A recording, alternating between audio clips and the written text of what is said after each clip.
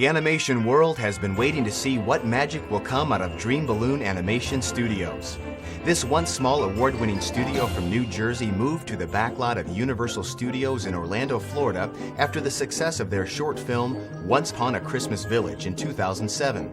Since then, director-producer Michael Attardi has assembled a working animation staff with top animators who have graced the halls of Disney and DreamWorks.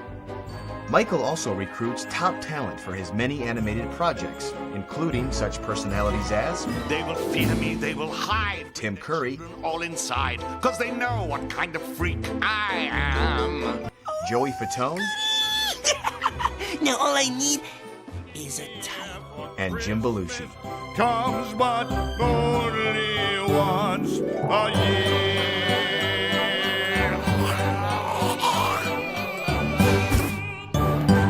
Crap. Oh, hi. My name is Jerry Isinger. Now don't worry, you probably don't know me, but I'm here today at Dream Balloon Animation Studios. So I'm the guy who's lucky enough to introduce to you director and producer Michael Attardi. He's going to give us a tour of the entire studio. So let's take a peek inside, shall we? So how's it going, Jerry? It's going great, and this is Dream Balloon Animation. Yeah. It's all pretty much a one-stop shop. It is. It is. We take it from story to concept and going all the way through it. First stop, Michael brings us to the 2D concept room. This is Bruce Johnson and this is Dan Gracie, and Dan is working on the Dragosaurus. The artists sat down and just started coming up with a bunch of conceptual drawings of what we thought Dragosaurus would be. This has the combination, the dragon's live body there, a little fatter through the middle, that sort of thing. Dragon wings, you normally think a dragon flying, he's got huge wings to get this body off the ground. I thought, comically, it would be funnier to have smaller wings. He's just got to beat those things to get himself off the ground. We're creating a monster, but a toy for a child, and so there's got to be a measure of appeal to it. You want the character to be lovable. Feel like I know him. And you captured him. I captured him to the best of my ability. Now, you know what? Dan has been fortunate enough to be with the Walt Disney Animation and has worked on some of the greatest films of all time. He's on The Little Mermaid, Beauty and the Beast, Aladdin. This is the process that's been around for a long time, since the beginning. Generations. Yeah. Of animators. Ask Bruce. We learned from some of the greats in the industry, and it's taking that information that they've passed on to us to be able to create things like this. It's having that knowledge of motion, of acting, of emotion. Having to deliver timing with dialogue, and with animation, it's all in the timing. He's not only an artist, but he's a writer and a story guy as well. He actually worked on story with Brother Bear and with Disney. And even though he's just drawn a train, the train has a character, And even though we're building a model that's based on a toy, it still has to be given life. Animators, in particular a lot of Disney animators, actually have a long history of being train nuts. Ollie Johnston and Ward Kimball had full-size trains in their backyard. Yeah. Being a train nut, this is just too exciting. So, Gents, thanks very guys. much. Thanks.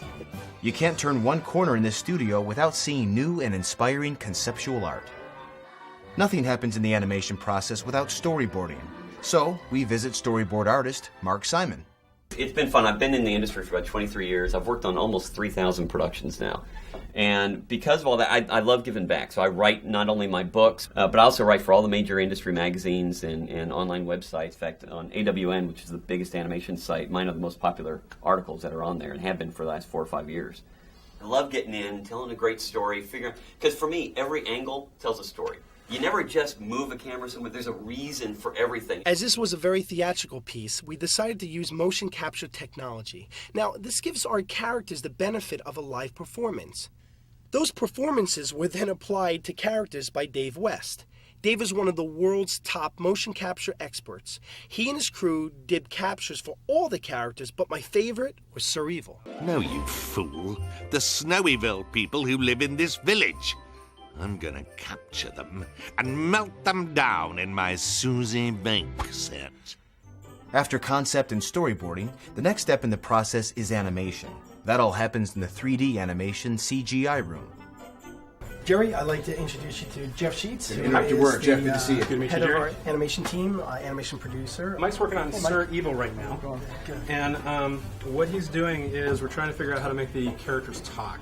And the trick to this is that you model the basic face, but then you have to model every potential emotion that the characters are going to have. Now, So, you know what was really cool is Barry Temple actually did drawings of every syllable, and it worked out well, I thought, into getting the exact facial reactions to like an A, an O, a U, and so on and so on. So, So how time consuming is that? If I want to see sadness from Mr. Evil over here, well, you got to remember, it's it's all in the setup. The 45 minutes to an hour that he'll spend making the perfect sad mouth, or one of many sad mouths, he only has to do this one time.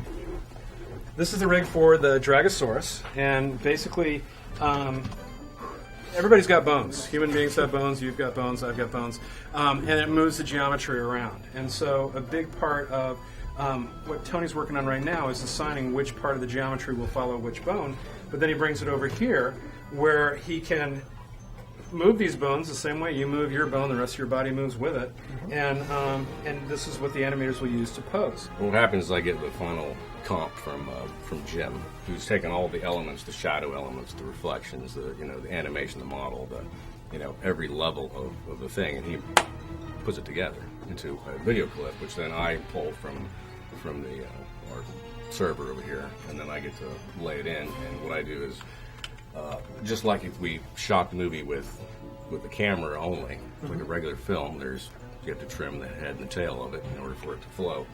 And so what I do is, based on the storyboards and the animatics, is I put these pieces in here exactly like Michael's sort of decided what's his direction, and I just marry it together. For example, Sir Evil reacting to the train has to flow into the next shot. This animation team, however, doesn't spend all of its time in front of computer screens. They also gather together often to discuss how to bring new characters to life. Yeah, come on in. Danny, hey! Michael. I know you're busy scoring, but I want to introduce you to Jerry. don't you love it when someone Let's go. interrupts your creative How are flow? you? It's good to see you. Good to see you. How are you? What you working on? I'm working on, we're working on some cues on Snowyville. I'm mostly a visual guy, more than really a story guy. As far as, I can make you music on a guy sitting on the bench. That's a story. And I can make music on that because I feed off the emotion and I feed off something visual. 10 years in the making, this relationship between the two of you. Yes, I really like the soundtracks we make. It's because they have the little classic feel to it. Things that you would hear in the 1950s, 60s, it has those chords, those, Well, it's like the traditional Sherman Brothers, Exactly. Of course, Alan Menken and Howard Ashman were a huge influence on both of us. Hey, Danny, thanks again, buddy. It's a pleasure. Good to see you, Danny. Thanks so much. Pleasure. We'll see you soon. Thank you. Take care. Thank you. Now I know why you were a clearance deal. He goes, but I can explain. It was that time when talk to the armor. Where are they? And what is so special about the village people? Ooh, the Indian and the cop, well, they're pretty good dancers. No, you fool. The Snowyville people who live in this village. I'm gonna capture them and melt them down in my Susie Bank set. His present, not mine. But I need to find out what they're up to. Oh, I know, me, pick me. Oh, you know what I can do? I can go into the village and spy. Spy? Look, if that's what it will take to get you out of here, then fine. Go ahead and spy all you want. Oh, goody! Now all I need is a title. A what? A title. Something nice and really fancy schmancy, like, I got it. The Head of Intelligence. Michael, appreciate the tour very much. You're a great tour guide. My pleasure. And as we end up at the place we started, I noticed the train earlier today. Rarely do I walk into an office and see a train sitting on the countertop. What does this represent? The train is the LGB train. and we're extremely excited to work with the LGB company, Markland Toys, on this prototype that is going to be the Snowyville Express. And this is like years in the making, you know. So for me, it's like a little kid again, you know. So they had sent over this prototype and that prototype over there, and so, you know, this is what makes it all worthwhile, is seeing your dream come true. And I would say you're doing something right, because, you know, I look behind me, there's articles, I see photos on the wall, and needless to say, there are plenty of awards behind you. So you're doing something right. I'm not sure, you know. I have a great team. I have a really great team. Yeah. Really, these are theirs. You know, I just basically display them. But we'll see what the team brings to us soon. Awesome. Looking forward to it. Well, thanks again You're a for great tour stopping guide. by. Thank you, sir.